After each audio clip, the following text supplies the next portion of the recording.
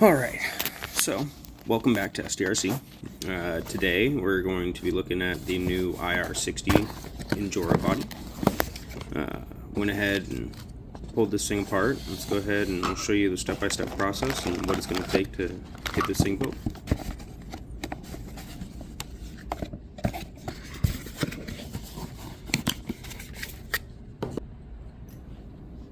Alright, so firstly we're going to need two sets of drivers. First the 1.5 mil X and then the 1.27 mil. That's going to be your primary one. Go ahead and pull all your parts out and get them organized. Once you got that figured out, you can kind of take a look at what else you got going on. Pull out the instructions. Well, you don't really need those. I mean, they're useful, but meh. Alright, go ahead and lay out all your chassis. Nice and pretty. Make sure you got everything. And you'll start by checking out your screws. Go ahead and organize your screws so that they're all easy to see. And you got big one, medium, smaller, and then the chassis for the... Alright, so first you're going to take the rear part for the swing and the back part. You're going to find the one that fits, make sure it goes all the way to the end. Easy way is just to check. And right here is where I noticed that I was going to have some issues because the screw holes are not cleared out. They still got a bunch of gunk in them, so I really had to push and pry these things in a couple spots. I'll kind of point them out here as I go. Once you got that all said and done, go ahead and put both sides on. Get that on. Make sure it swings up and down. Nope, it's not binding. Then you're going to get your side posts. You're going to use the smallest screw, which is the M4. You're going to put 3 of those things in the side, on both sides. Once you got those all in there nice and tight, you're going to go towards the back. Same thing. 2 of these M4 screws.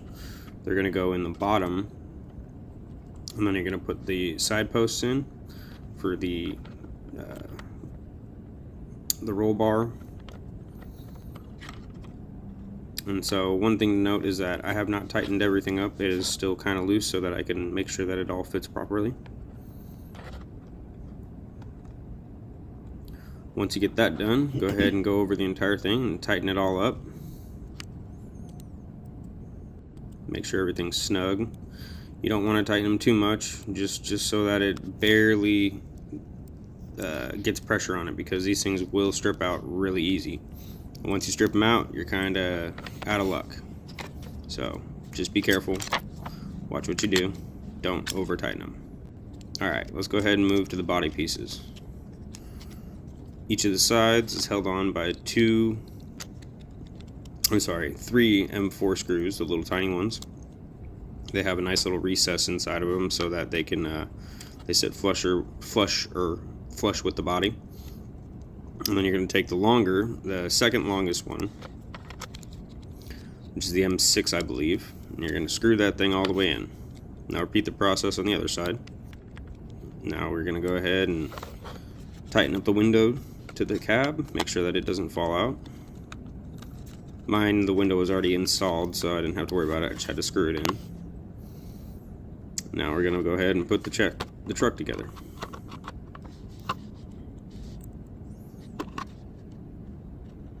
Of course, you see me fumbling around here a little bit. But once you get it in, those bottom ones hold that thing together pretty well.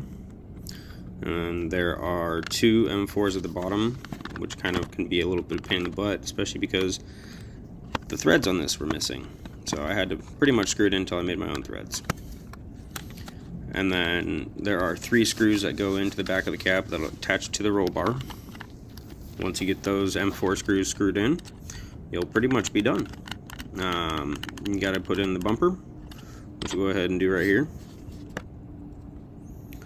I think I'm going to go with the newer, kind of different style bumper. Make sure those are clipped in. Alright, now go ahead and take your front clip, make sure it's pointing the right direction, and your 2 M6 screws. Go ahead and screw that thing in. Make sure you use the M6 because the M10s will punch through the top of the hood. Alright, it's looking like a Toyota now. So let's go ahead and put on the accessories. These are just clip-in. Oh.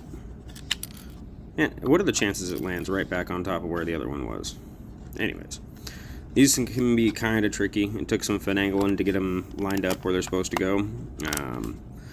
I definitely struggled in the very beginning, but it just takes a little bit of finesse. They'll sit in there nice and tight.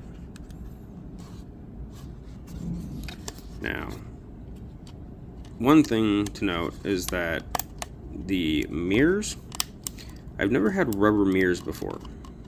So I tried to put them in here, as you can see. I'll start trying to get them in. I tried a couple different ways, tried some tweezers. I think I need to do it before we put the window in, so we're not going to worry about it. Go ahead and put your little accessories on.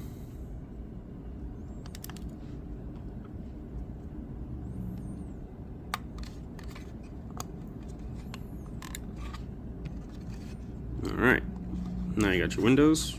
You got, well, would have the mirrors. You got your vents. The only thing I did not install are the lights, but I will install them in a different... I'm not even going to worry about the lights because I need to rewire everything. So we're going to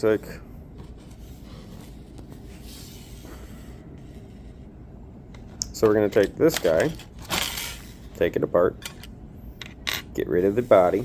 We don't need that no more. Yeah. Alright. Slowly realizing that the MEUS body chassis does not really fit as they would think. So I went ahead and I just installed the stock Defender metal front bumper. And there we go.